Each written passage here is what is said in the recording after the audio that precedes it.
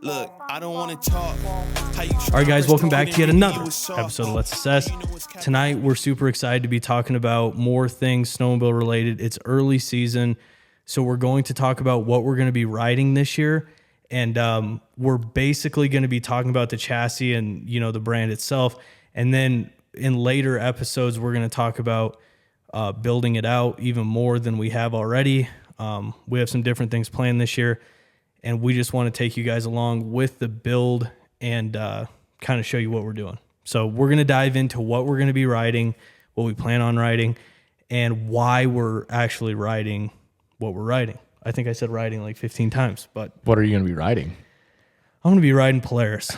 Again. Really? Yeah. Wow. That's a shock. Yeah, that is a pure shock. You just blew my doors off. Yeah.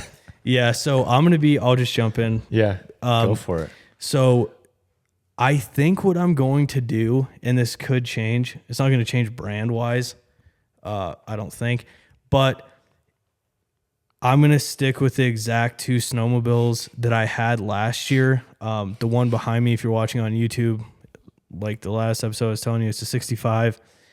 And then I'm going to stick with the 146, the black and white sled you can see on the sign. You've seen on Instagram. So that's kind of what I'm planning on doing. A lot of it is I'm happy with those two sleds. They run really well so far, knock on wood. And I really just don't want to take the hit financially of selling them and then going back to the, you know, starting from scratch again, basically. Well, yeah, you got so much aftermarket stuff done to them. And yeah. You didn't really ride that a ton last winter just with the bad winter we had. So yeah, they're low miles. Yeah, they're both low miles. Yeah, there's not a lot of miles on them right now. We were talking the 146 I've had for 2 seasons now, but it came in so late on the first season that I had it. I actually put more miles on the other 2 sleds that I had before, the Lynx and the 22 boost that season than I did the new one, just because it was so late coming in. So for me, it's just hard to tinker with things and have AJ tinker with things, have the Vogue shop tinker with things, and get them exactly how I want them. And then as soon as I get them exactly how I want them, sell them and then start from scratch again. Yeah. Which it is a fun process, but it's, even with the help of like sponsors, it's still an expensive process. And this year it's like, I just want to focus on like the riding part of it and being on the snow. Yeah, exactly. Being on the snow. So that makes sense. That's kind of what I'm doing. When it comes to building it out, we'll talk about that. But I will say there's a couple things that are in the works for the 146. And then the 160, well, same with the 165. I'm kind of thinking about doing a couple things. So we'll release that later once I'm sure, and I'm not just blabbing on about I might stuff. Yeah. Yeah. So, but yeah, that's kind of my thing. So for you, it's kind of a big year. Yeah. Or hopefully it's going to be a big year. Hopefully it's going to be a big year. We'll find out. I took your advice last year and doubled down and went full Polaris and got a boost and did the whole works to it. And it just didn't deliver for me. There was a lot of issues I had with it. It was nothing to do to anybody's fault but Polaris themselves. I just had a bad sled. I got a lemon, and it took 1,100 miles and the entire winter to, hopefully alleviate the problems. I don't even know if we got them all. Yeah. So it kind of put a bad taste in my mouth, especially when, we were on the snow and it wasn't running. And I have to sit there and watch Marcus ride every day on his Ski-Doo and just beep, beep, beep, beep, beep, Energizer Bunny. And my sled just didn't run. So and you're in limp mode. I'm in limp mode. Can't barely get it out of its own way. So this year I ordered a 25 Summit Expert 850 Turbo. So we're going to give that a try. I rode Marcus's for all of probably maybe 30 minutes last winter and fell in love with the power plant and the smoothness and just the, that it ran essentially. That was pretty neat. So, so in my circumstances, a little bit different just because I need a sled to run every single day. So that was a big deal for me with the Ski-Doo. Hopefully I'll get a good one. I can get a bad one just as easy there, I feel like. But I feel like I stand a better chance on the Ski-Doo. So I went ahead and ordered the Ski-Doo. I don't know how I'm going to like the chassis. That's definitely one thing that I, when I rode Marcus's, is it was like, man, it is different. I think my saving grace is going to be, actually, it's already in. This sled's in. So it's hit at the dealer. Yeah, it's October 8th, and it showed up like a week ago. So luckily, I will be starting the season on a Ski-Doo. So, going through the whole summer, not riding one and then hopping right on a Ski-Doo, I'm hoping I get comfortable to it pretty quick.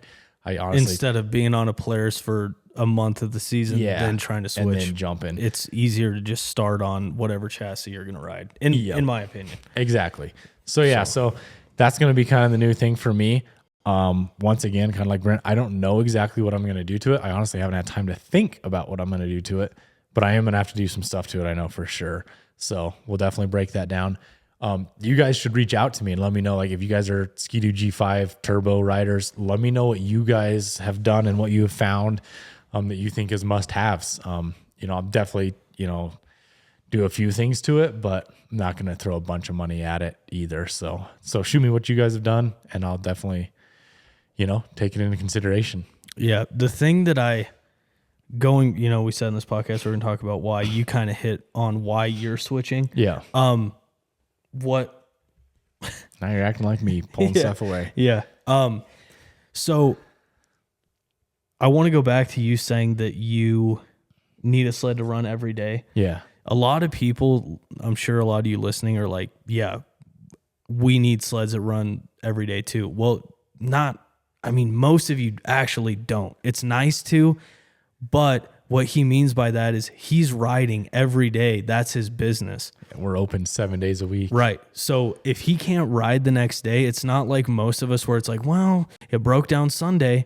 I'll have, 6 days or 5 days to take it into my local dealership and get it running. He doesn't have that. It's like, if it doesn't run in 12 hours, he has to be back out on the snow, so that's, I understand why you went that route.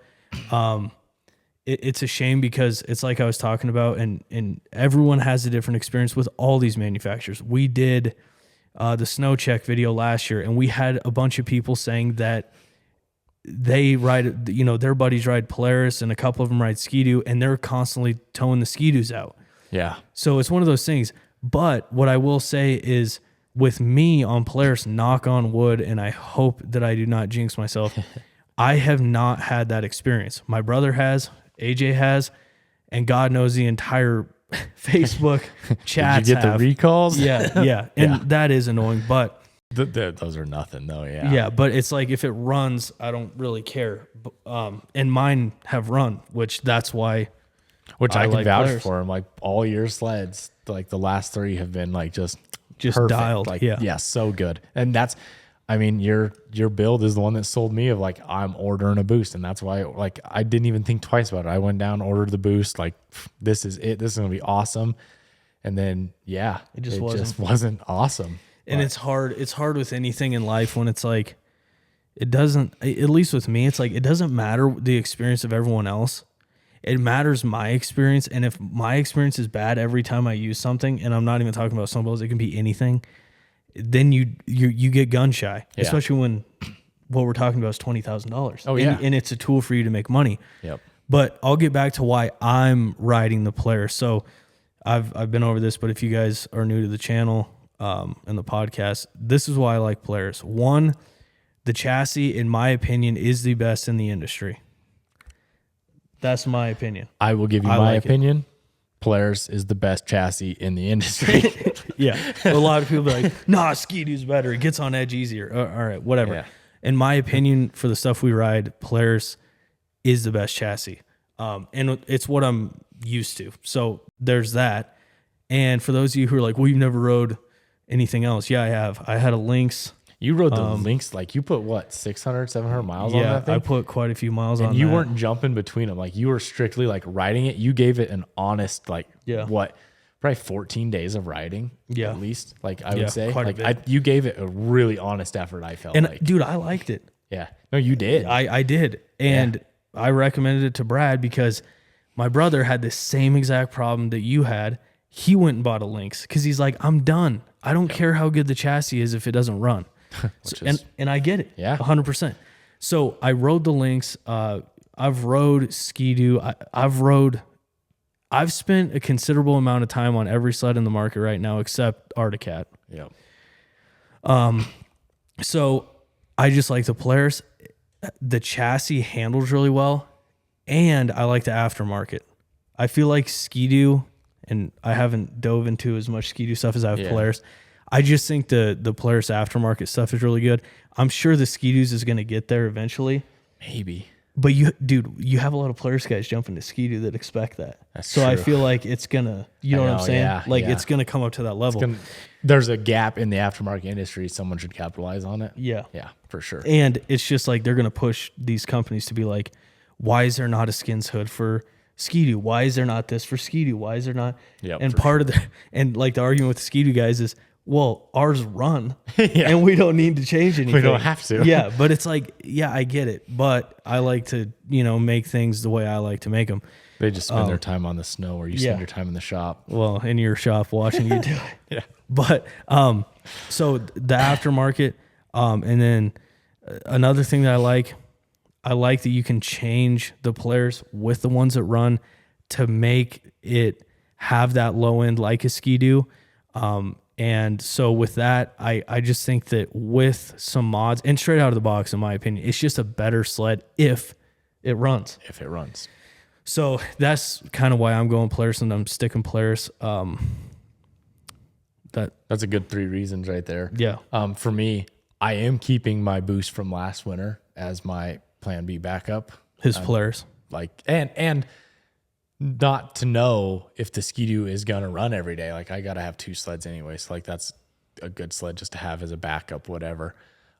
Might do a fun little bit of a build with it, I'm thinking, kind of. So we'll see. We'll talk about that later. But yeah, I'm going to have the Polaris as, my backup sled. Ski-Doo is my primary sled. The things I love about the Ski-Doo, honestly, shot. People, I even put electric start on my sleds. I am a fan of that, especially guiding. You're pulling on skis, you're tired, you do it day in and day out. It's so nice when you're in a tree well and you just go vroom, or push the button and it starts, and you just you can literally just drag yourself out, right? Just, here we go, and get back on and go. Once you're dead tired from a day, there's nothing better than just hitting that button and going, instead of having to pull on that rope in an awkward position. So number 1, I think, is shot. Number 2 is just the BRP engine, the Rotex 850 turbo. It's incredible how redefined it is. I've told you this, and I may have said it on the podcast, but BRP makes airplanes and Polaris doesn't.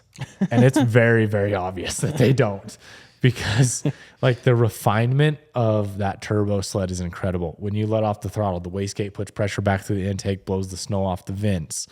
The bottom end power, it really feels like a 2-stroke snowmobile. It just pulls, and then that turbo kicks in. It's so smooth. It's not violent. The little things like the limiter strap adjustment, just the little refinements, which Polaris made an attempt at that this year. They actually fixed a lot of things that they should have for the last 10 years. So like the throttle block. I'll give them credit. They're making progress. Dude, this is my argument, just to play devil's advocate. Yeah. None of that stuff matters if I don't like the chassis. If I don't like how it feels on a side hill, if I don't like how it feels, going in steep trees and stuff like that, I don't it. It doesn't. The chassis to me outweighs all of that, and so the low end power is one of those things that I've kind of overcompensated. I mean, I would argue that sled has more low end power right now than a Ski-Doo. Yeah, especially because when it's in limp mode, it has no top end power. It's great. I've never, knock on wood, ever been in limp mode, ever. No, and my argument to that would be it's great to have a good chassis when it runs, but when it doesn't run, the chassis doesn't do me my any experience good. is just different than a lot of people. Yep, for sure. And I think that's exactly what it is. It comes back to the experience. I will 100% agree with you. The Polaris chassis is so much more comfortable, so much more stable, so much more predictable. I love that chassis, But yeah, it put such a bad taste in my mouth. I get it. I'm willing to try and jeopardize some of that comfort to have something that runs and, you know, is reliable in that aspect. Yeah.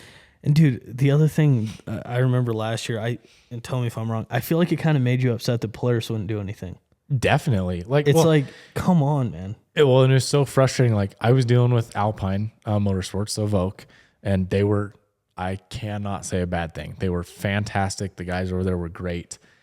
Every time I took it over there, they were Johnny on the spot working on it, doing what they could, but they can only do what Polaris allows them to do. Yeah. And finally, this last time, you know, we were at that point of like, we're going to have to start filing a bunch of paperwork on this thing because it just will not run.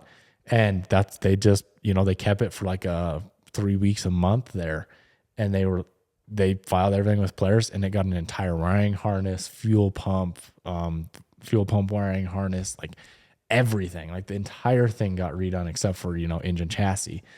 So, but dude, like my brother had the same problem. He was out the entire winter. Yeah. Okay. Oh yeah. And they're like, we'll give you $1,000 off if you buy a new one. Seriously. Yeah. And he's like, what? For one, I don't want to buy another one. So your $1,000 is a joke. And two, $1,000 on a $20,000 snowmobile that I didn't get a ride all winter. Like, yeah, no, and it depreciated way more than $1,000. Yeah, especially now. But yeah, it's just, and I get it, dude. The manufacturer thing is really hard. But and I get their end of it, right? Like I get their end of that. I am a Joe Blow to them, and at the end of the day, they aren't going to just throw everything at a sled when it might not be the problem. They got to do their trial and error and, you know, get the 3 things, try this, try that, whatever. But man, was it frustrating when I would take it down there, and sometimes they fixed it within the day for me down there. You know, they'd have stuff in stock, which was awesome. And they would throw, you know, fuel pump filters, fuel pump wiring harness on it. And then I'd bring it back and ride it the next day, and it would make it an hour, 2 hours, and then just right back again. So, you know, that was the frustrating thing is, you know, their hands were tied, my hands were tied, but I needed it. And that, you know, that was just the hard part. But yeah, Polaris, they were doing what they could, but they definitely lost a customer there. And they very well might have lost a business customer, you know. I mean, we ordered 6 Ski-Doos this winter. So that they lost out on 6 sleds, I guess, essentially. Because I mean, I was full Polaris still last year. I loved it. Yeah. And I love working on Polarises. Like they are a dream to work on compared to the Ski-Doo. So yeah, that kind of breaks it down though. I think that's a pretty good description of, you know, what our thoughts are, what our plans are chassis wise of the sleds. Definitely, like, please do, like when I said that earlier, like, let me know what you guys do to your Ski-Doos. Maybe even you came from Polaris to Ski-Doo already, and what did you do to make it feel more comfortable to you? I do know it's, you know, it's different. So let me know. I'm so curious after a month of riding that thing, what you're going to think. Yeah. Maybe. I have a feeling you're going to be like, oh, I wish I was on a Polaris if it ran, but I love this thing. Yeah. Yeah. Because it runs. We might be doing an engine swap. We'll see. We'll see. That wouldn't be a bad idea. The first actually good running Polaris in the nation. That'd be neat. So, oh God. No, I think, yeah, that was kind of fun. That was good. Yeah. Well, if you have any questions on what we're riding, why we're riding it, we BS for a while. Yeah. And, but if you have anything, holler down in the comments and let us know what you're riding. Follow us on Instagram, subscribe to the channel, and there will be another one out in a couple days. So thanks for watching. Peace out. Let her eat. Until next time, have fun. See ya.